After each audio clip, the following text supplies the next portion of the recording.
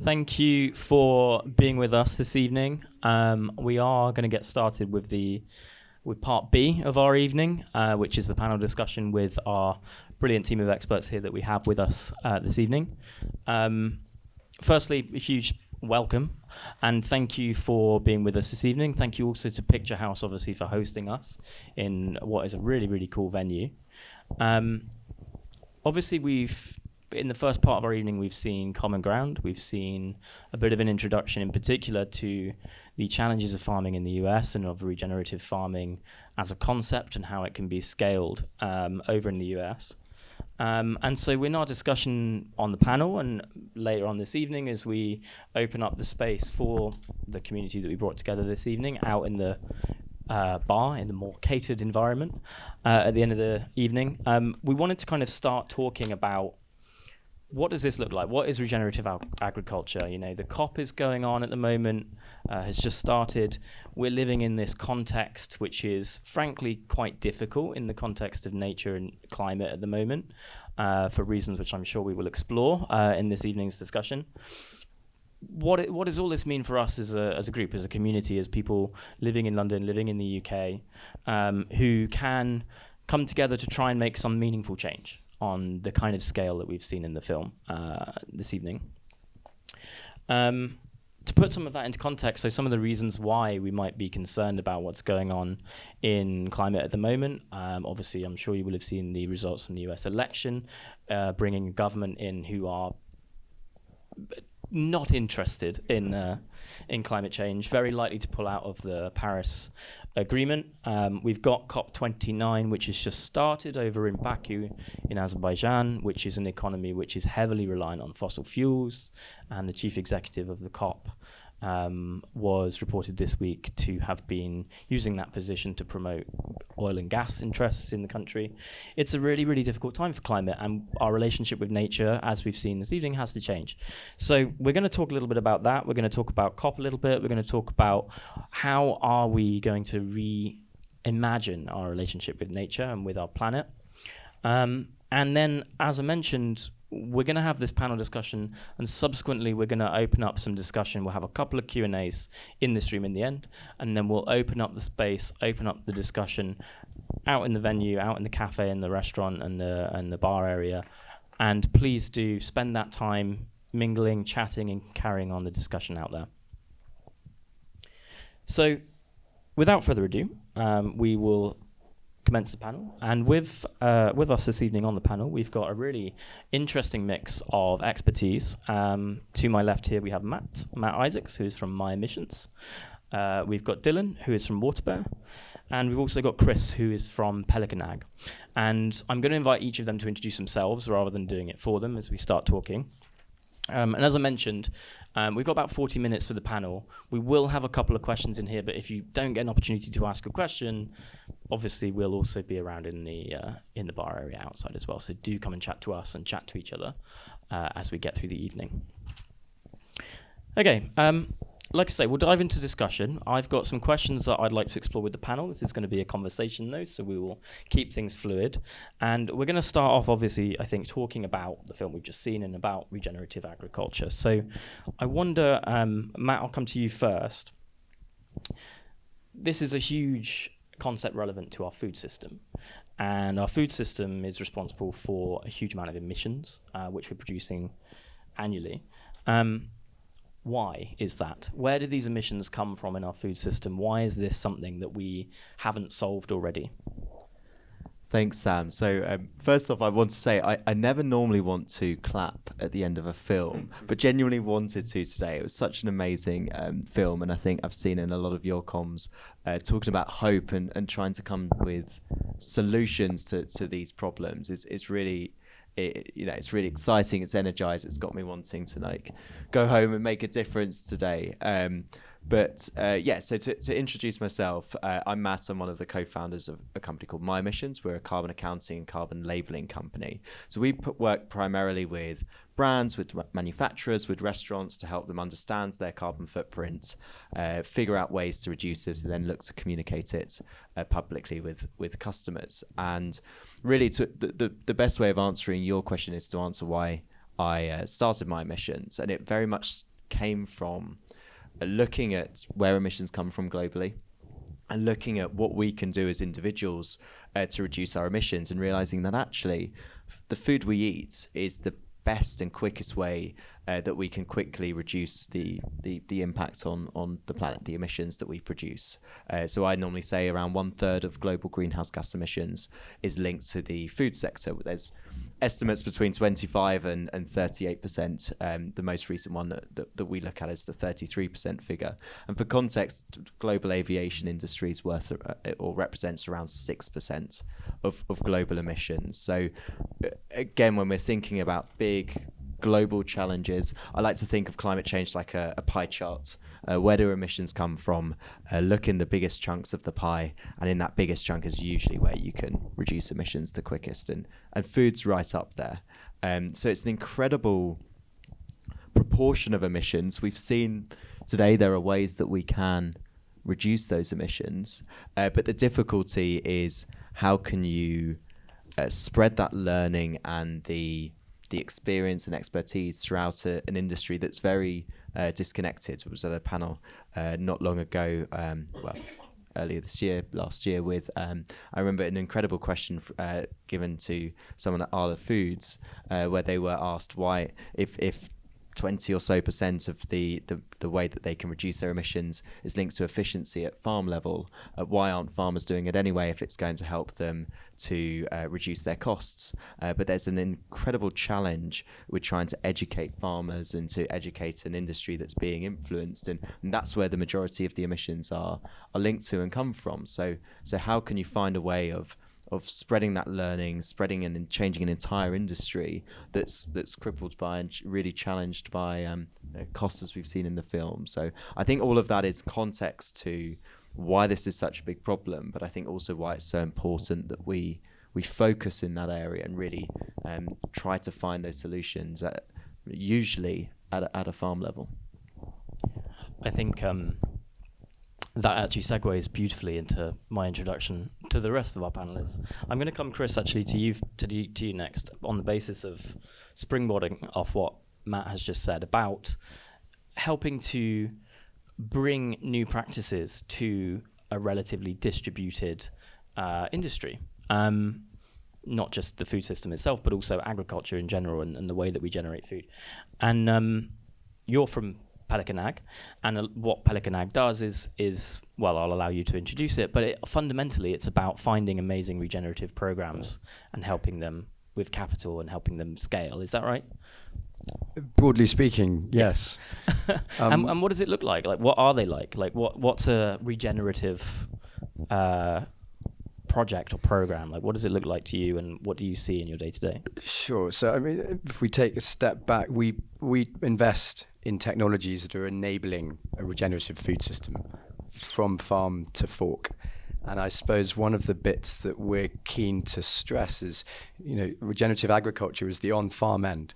But we've also got the whole of the production, this messy middle that people talk about, often infrastructure that hasn't changed in the wheat supply chain, for instance, for 50 years.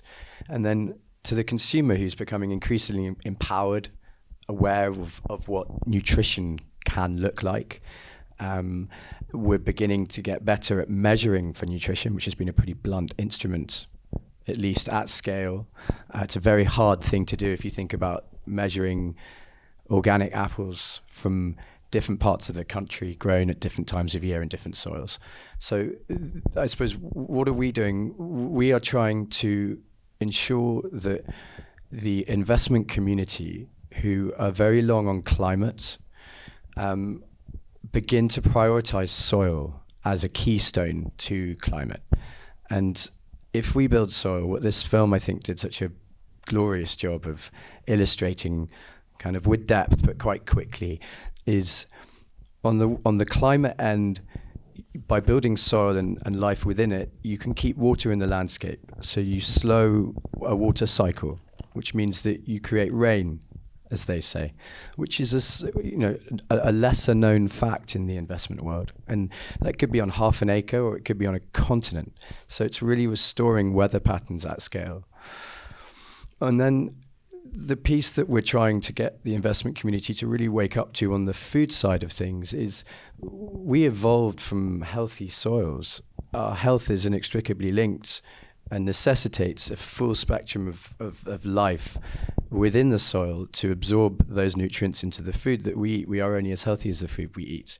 So the idea that in the venture space that I'm in, for instance, that within food, a majority of it is either going to continuing industrial farming, making it more efficient, or it's going to things like clean lab-grown meats, which they did a very good job of illustrating that they're only as good as the media that they're fed. And if that media has come from the industrialized, commoditized food supply chain, i.e. corn or soy, for instance, its carbon footprint isn't necessarily going to be much better than a cow itself. But more importantly, it's not going to be able to have the full spectrum of nutrients that we've evolved to need. You know, we thought a garlic clove had 6 nutrients in it 50 years ago. We have now measured 33,000.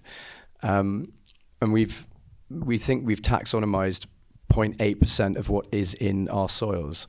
So our understanding of what we evolved to need and do need is very, very blunt. And the idea that we would be able to reconstitute that in a cocktail of novel foods may happen and may be part of a future of our food system, but definitely not in the short term. Thanks, Chris. There's something that I think, again, I'm going to springboard off something that you've said to introduce Dylan. Illustrating to investors that this is a thing and that this is something that they need to understand, I think is something that's really compelling that I took from what you were saying. You know, this idea that there's just a lot that we aren't on top of, you know, that we need to really get on top of if we're going to genuinely understand and change our relationship with nature and change our food system and those kind of things. And something that I found really compelling in the film was this idea of don't ask yourself what it's going to cost, but what it's going to cost if you don't, kind of thing. That kind of idea of compelling by explaining and illustrating, I think, is a really important piece in the puzzle. And to that end, we have Dylan from Water Bear. I'm going to go over to you. I mean, Dylan, I have a really probably one of the more difficult introductory questions, I think, not to disparage what I've thrown at you two. It's really, really easy, I think, especially given the context that we started the discussion about, to feel very doom and gloom, I think. And it's very, very easy to fall into a pattern of trying to motivate people to take action by explaining how bad things are. That's not what this film was. This film took us to the really difficult challenges and then tried to bring us back around and inspire and deliver hope, which is something that I want to try and emulate in this conversation. You know, we want to come away feeling like there are things that we can do. Water Bear, obviously, I mean, again, I'll allow you to explain what Water Bear does, but there's such a huge responsibility of communicating sustainability and climate challenges. Is it really difficult to produce hopeful messages, or is that something that comes very easily and that is very energizing in terms of allowing people and enabling and empowering people to take action? I'll dive into that. I think it depends who you ask. Just as a bit of intro to Water Bear and what we do and what we're about as a company, we are a storytelling platform. We're a content platform. We're also a community of activists, of just engaged people, really. So our content, our platform is about inspiring good behavior, about protecting our planet, about educating and informing people and giving them agency to take action as well. What I thought was fantastic about the film at the end was that direct call to action. You know, as the credits rolled, here are 5 things you can do now. That is essentially the whole purpose of Water Bear and what we were founded on. It was storytelling is such a valuable tool, especially in the climate movement, especially in sustainability. Scientists traditionally are terrible communicators. There you go, just proved it myself.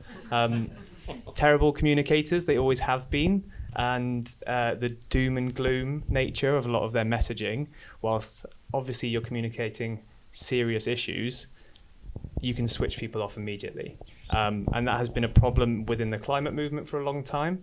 And that's why I say it depends who you ask, whether it's easy or difficult to be positive. I think if you ask filmmakers, if you ask communicators, they might not find it as difficult.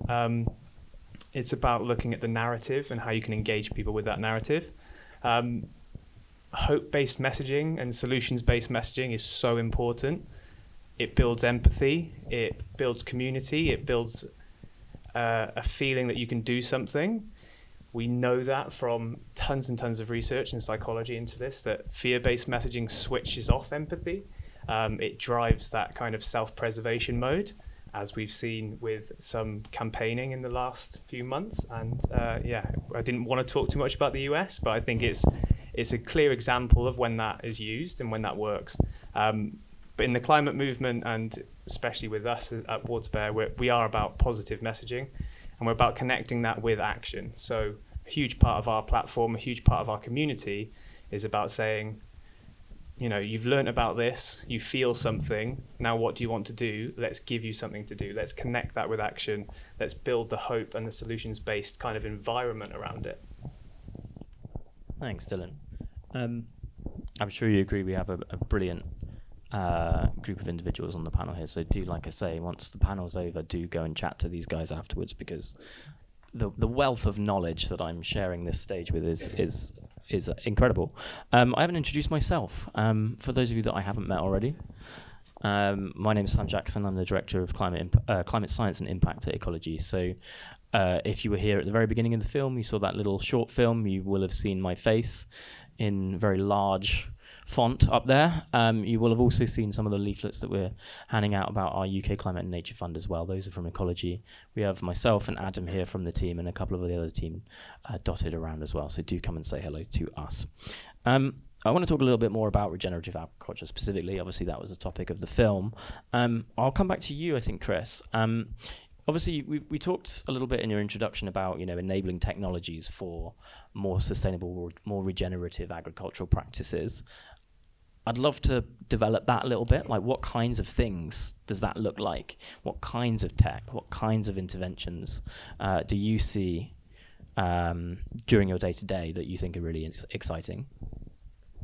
I mean, the problem with words like regenerative agriculture is it's a nebulous concept, and it's really hard to get your head around. And it's, we need platforms like Water Bear Network, which if anyone hasn't seen it, they really need to download. It's free, and you can do it right now, actually.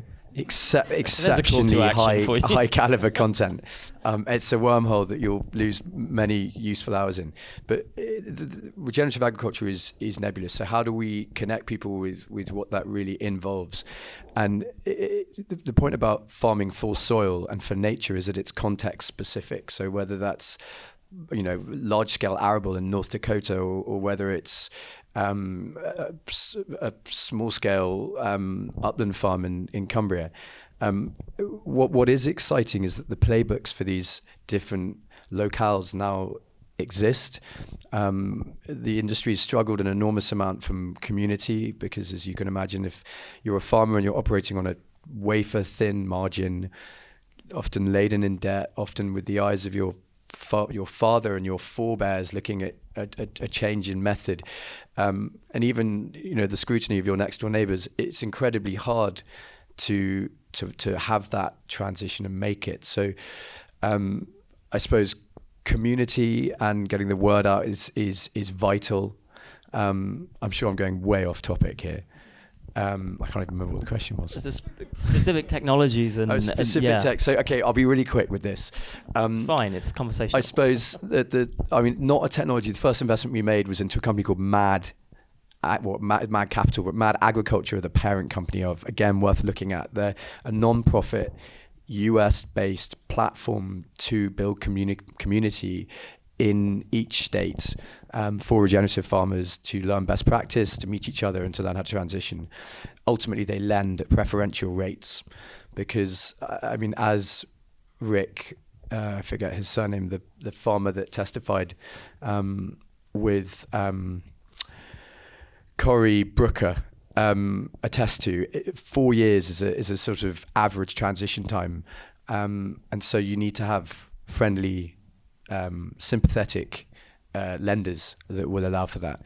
On the technology front, we invest in things like No Fence, which is a virtual it's a virtual fencing technology that allows for AMP grazing at scale. So what they were talking about here, intensive grazing with large herds over small periods of time that you might leave for 6 months or a year, allows for optimal root growth, optimal sequestration, optimal health of the animals because they're allowed to forage and eat a diverse sward and therefore gain and uptake the nutrients that would be more similar to what they would be doing in the wild. So yeah, and then a final one on the consumer end, we just invested in a company that is aggregating the most detailed, mostly using Raman spectroscopy, but looking at the most detailed nutrient profiling that exists with a view that it can be sort of an undeniable platform, almost like a Bloomberg for nutrition, to allow farmers to change their methodologies based on nutritional content and density, allow producers to produce better and more efficiently based on nutrient density, allow retailers to sell based on health. If you tell a retailer that this is the healthiest glass of milk that they will ever drink, it might not taste as good as another one, but because you've been told it's great, your appreciation of it taste-wise can go up 100%, which is interesting. So we're trying to empower the retailer and the consumer to buy based on nutritional density, which correlates to regenerative methods. I'm going to bring that one to you, Matt, actually, just what Chris was just saying. Obviously, a huge amount of what you do at My Emissions is to do with helping people understand a carbon footprint of a meal or whatever it might be. Is this the same kind of thing that you're seeing? You know, on the demand side, if people know a little bit more information, they'll make slightly different choices? Yes is the easy answer, but I'll go into that. I think a few things. I mean, in some ways we are 20, 30 years behind where nutrition labels were or nutritional information was, and it's going through exactly the same journey and story. Will it be speedier doing this because nutrition labels have been through that process? You would hope so. Yeah. You would hope so. I think the concept, the idea of calories and having a daily calorie limit or recommended daily allowance for calories, and you can translate the same principles across, and now people are calorie counting, and companies are trying to see, you know, can we get our product from red to amber. But I mean, we're seeing you can put carbon information onto a menu, onto a package, but you do need to clearly signpost it, because if you just put a number on 300 grams of CO2e, it's not going to do anything, because what's 300 grams of CO2e? I sometimes struggle to know what that is, and I think about it every day. So there needs to be an educational campaign, and we've done quite a bit of work with Just Eat on this, and seen that for the first few months of putting carbon labels onto their platform in some smaller trials, not a lot happened. But progressively, as we had it on there longer and longer, and people started to see it and they started to understand it, and obviously it makes sense now I think about it. If the first time you see something, you may have already come with a preconceived idea of what you were going to purchase.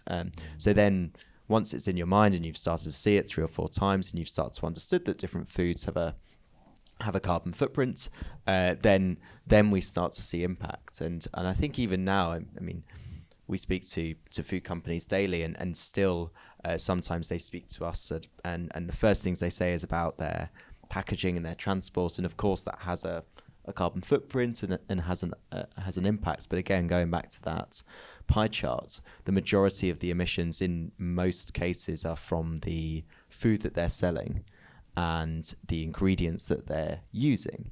And the biggest opportunity to reduce emissions is usually in those ingredients. And so we are still in a learning educational phase of where is the carbon footprint of food coming from and what is the best ways to reduce it. But certainly as the more that people are learning, the more education there is, the more changes and transitions are happening. And we are starting to see some data which suggests that, yes, the more that we're displaying that information, people, defined broadly in terms of both that companies and as individual consumers are starting to respond.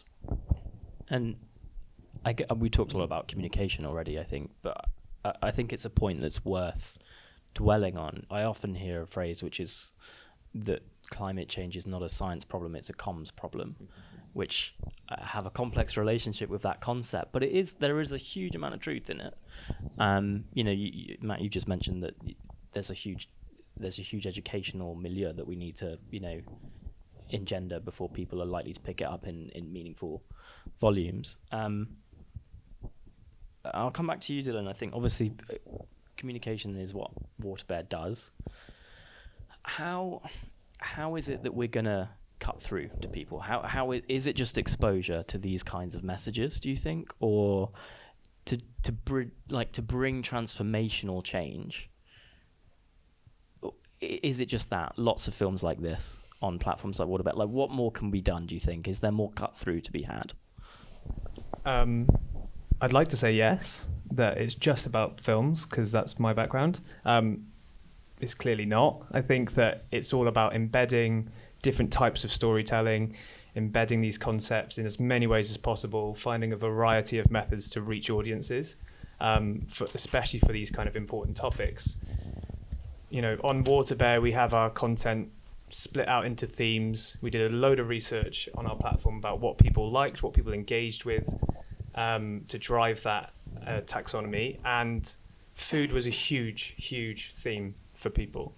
It's such a big contributor to climate change. It's also the easiest, most accessible thing for most people to be able to change in their lives. They can take action very easily. So it clearly is important, but the changes needed within the food system, as Matt has said, are so far upstream that how can consumers like you and I and everyone in the audience drive that change? What we can do with films and with storytelling and different methods is we can build awareness. We can build awareness across multiple complex issues. We can break it down in ways that are accessible. People like stories. People find it very hard to connect with numbers. It's the difference between, why narratives connect instead of giving people large data sets. The majority of people can't connect with that. It's the reason why films like Common Ground are focused around individual farmers telling their stories. People need those stories to connect. They need to be able to feel connected with the content, with the information, and then they'll be able to, act and drive change. We had some experience with this as well, actually, at Ecologi. We work with a huge amount of projects that do really impactful work, and I can give you a spreadsheet of all of the cash we've given to great projects, but you're not going to resonate with it unless you can see an impact on the ground with real people. Kind of, we have a really similar kind of experience. I want to talk. We're running out of time already. I want to talk a little bit about reframing our relationship with nature, because that fundamentally is what this film is about. Is what we've been discussing this evening, and I'm also going to wrap in a little bit of conversation about COP, which is obviously going on in Baku at the moment. We're on COP 29, which means there's been 29 of these, and they've failed to even make emissions come down, let alone to zero. A huge part of the challenge with food systems, as we've seen, is the extractive nature of the infrastructure, and it's really, really critical. And as part of this, when we're contributing to reducing emissions from agriculture, but also regenerating soil and all the rest that we've seen today and discussed already, we need to change the way that we think about nature and that we interact with it. So I guess I'm going to come to all of you. Chris, is that how you see it, or am I oversimplifying it, or what does that kind of look like to you, do you think? Yeah, I mean, yes. At its core, that is it. We need to rewild ourselves. We need to go and take every single person in our community or our professional environment and show them what soil is. Get them into gardening. Show them how to buy food that is whole. But I suppose if we look at food in relation to COP, that food in Glasgow had a sort of, it was a tertiary topic. And this year at least it's touted to be bigger. The biodiversity COP has just been in Cali, Colombia, which brought up lots of fascinating potential policy sort of future moves that could be made, but didn't actually deliver very much, I don't think, in terms of guides to get there. But having said that, there is lots happening now in the pillars of power that we probably couldn't have imagined 2 years ago. So whether that's Cory Brooker inviting people like Dr. Mark Hyman, who was on here, to begin to start creating a bill based around nutrition, specifically looking at diet-related ill health, where, you know, we all know that diet-related ill health now costs more than the entire health spend. The overall, the actual figures for that we think are far, far higher. It's something like 870,000 people a year in the US die from diet-related ill health, which is more than every single American casualty in every single war ever put together since independence. And if people understood that, you know, they'd be rioting in the streets. My point is, it's beginning to get through. You know, they were visiting Congress.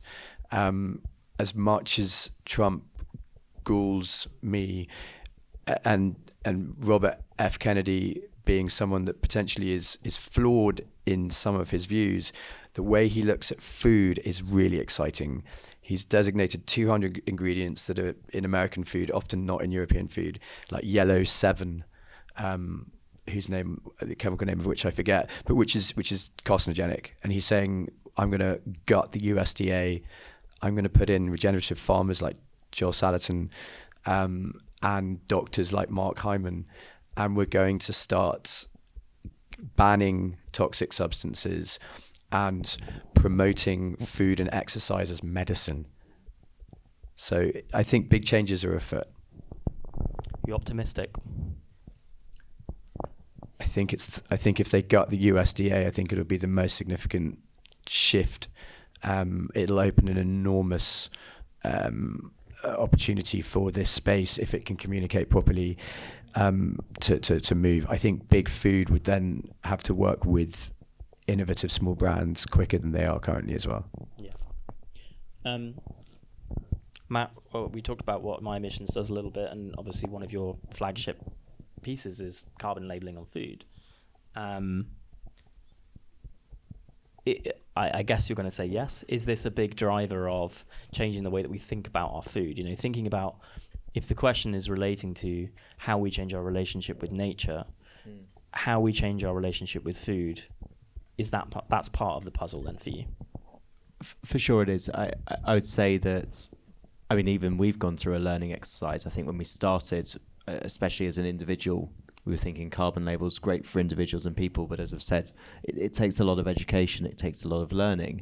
Actually, the most interesting thing that we've seen and learned, and again, it makes sense when you think about it, the best way we can use carbon labeling is to educate and inform our customers, as in the brands, the manufacturers, and probably the biggest impact we've had today is the changes that our clients have made on their menus, within their products, within the food that they're selling, where already they're reducing their emissions before it gets into the hand of any individual and any consumer. And I think that's a really interesting piece. It's similar in some ways to the farmer. If the farmer is the key, well, actually, you need to persuade a lot fewer farmers than there are people in the world to make a change. And it's a really interesting way of looking at it. If we just focused on that as being the problem, then potentially there's a huge amount of steps that we could make. So for sure, for us, and as I've said, there's definitely trends and data we're seeing where that carbon labeling is having an impact at an individual consumer level. I think it will be higher when more organizations are doing it and people are more familiar with it. But right now, the biggest impact we actually see is actually using that data within individual businesses who are then a consumer in a different way, and who see a red or an amber and go, well, and we can say, hey, if you make these changes, you would reduce your emissions by X and it would become a green. Or with Oaxaca recently, we helped them because they moved all of their beef to a regenerative agriculture, and seeing the reduction in emissions that contributed, and then that's a great story that can be told. I'm just gonna follow up very quickly. One of my questions that we probably won't have time for was to you about the balance between supply and demand. Like, where is the burden? Like, how is that burden shared? And I think you've just answered it really beautifully, which is this idea that if we can speak to farmers and to food producers, we can do a huge amount of the work before anybody on the consumer level has to even make a decision, right? Is that's how you see it, I guess? For sure. It's the way we communicate it and say it to, say we're talking to a restaurant chain. Imagine if you could put a sign on your door which says you've already reduced the emissions of your menu by 20 or 30%. So that means that whenever anyone's coming in, they're already feeling positive about their food. They're already thinking really kind of whatever options are on the menu, it's lower than it was before. And similar actually when we saw a similar thing with calories. We've got quite a few relationships with menu management platforms, organizations that have done nutritional calorie allergen content, because for that they need the recipe. We got a lot of anecdotes about how much restaurants, food service operators reduced the calorie content, improved the nutritional content of their menu items when calorie counts went on a menu. So imagine a 20-30% reduction in calories on whatever you're ordering from a restaurant, which makes things a bit scary of how many calories were on there beforehand. But that's almost the piece that's not normally seen. So a lot of the data we see and a lot of the questions people have is, well, we're not seeing people making different options, but it's ignoring that by having that information on the menus, and that's led to a 20-30% reduction beforehand. And the two work very much hand in hand for sure. So I think it goes both ways. Yeah. Well, it's very, very tempting to just think about it on the demand side, I think, for sure. Dylan, I'm going to come back to you, and we are pushed for time, I believe, but am I going to get kicked out? Okay. We are, of course, we're going to carry on outside though, so do please feel free. We'll spend a bit of time with a really open discussion out in the bar. Dylan, before we do that, we're still on this question of our relationship with nature. A huge amount of people grow up, they see a David Attenborough, they see those kinds of things on the TV, and that are some of the kind of early foundational ways that we generate a schema for our relationship with nature. What do you think, what's the role of media like that that's coming through Water Bear, has a CTA on it, has a call to action at the end that says you can help by? What's the role of that, do you think, in the longer term in helping people shift their relationship with nature? Yeah, I think it's hugely important. I think we all know how much people consume content these days. One thing that connected really strongly with me from the film is looking at indigenous wisdom. Indigenous cultures had such a strong connection to nature. It was, just inbuilt in their culture. We've kind of shifted away from that. Most people connect through content, through seeing things, then get inspired to reconnect with nature. I think that what we have to do is make sure those stories are being told and they're accessible to people as well. To make people feel and to make people connect, they also have to be able to see it. Putting screenings on like this is fantastic, but a lot of content we see these days is hidden behind paywalls. It's not shared. It's not democratized. That's a huge part of what we're about, is democratizing these stories and democratizing action that goes along with them. And yeah, it's a challenge because it doesn't, it has financial implications when you try to do things like that. But it's an important thing to do. And sharing these stories that can drive change, it can only drive change if they're shared. I think that's a really beautiful note to end on as well. Like this idea of democratizing knowledge and stories is hugely powerful, and I'm sure you all agree. Okay, I mean, I was going to ask some questions about COP, but they tend to get quite depressing. So perhaps what we'll do, we'll finish there for the panel. Like I say, the evening doesn't stop there. We're all going to be out in the bar area, the cafe, to continue the evening and open up discussion. We want to hear from you and hear your questions to us, and we'll probably have questions from you and your background and the companies you all work for. So please do stick around. Thank you so much to the three of you for joining me and sharing some of your expertise and for continuing to do so out there. Thank you all for coming, seeing a brilliant film and sharing a bit of an evening with us as well. And thank you, of course, again to Picturehouse for the venue for this evening. We will see you out there very shortly.